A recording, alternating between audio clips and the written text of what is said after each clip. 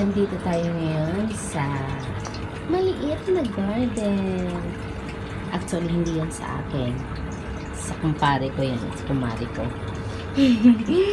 Ayan. Gusto na kasi nilang ipa-harvest. Kasi yun na nga. Kasi dumami na siya. Ganyan. Tignan nyo. Tatabi mo. Tignan mo. Diba? Marami silang dito. Indoor garden to siya. Marami yan dito dati. Kaso, ayun. Na-harvest na. Tapos, ayun, hindi na sila nakapagtanim ulit. Ito na lang natira na ang kanilang matataba at malulusog na alugbati na parang ako lang. Chill. Pero meron din silang isda dito. Yan.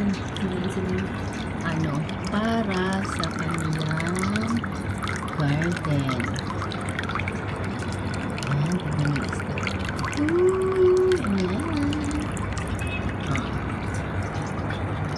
Dati halaman niya nakatanim dyan.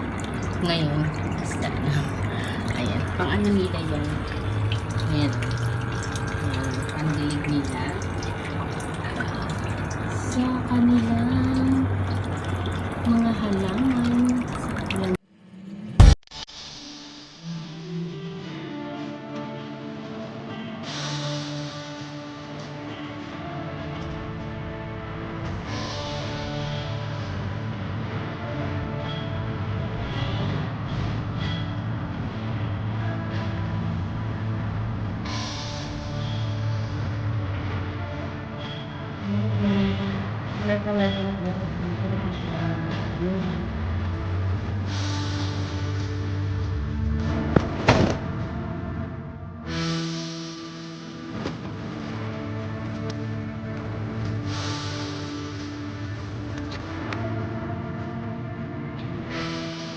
Yan, ito tayo. Mag-harvest na tayo ng kanilang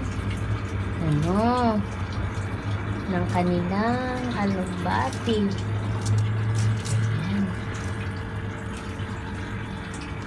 Hindi ba ang taba-taba niya? Ang taba-taba niya.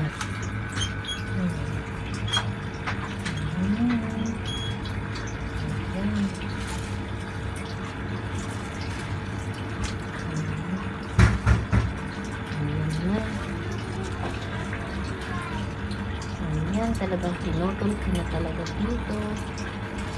Ayan.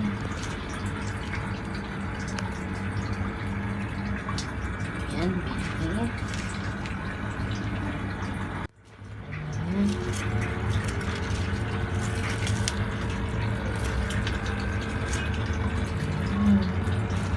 Ang sarap nito.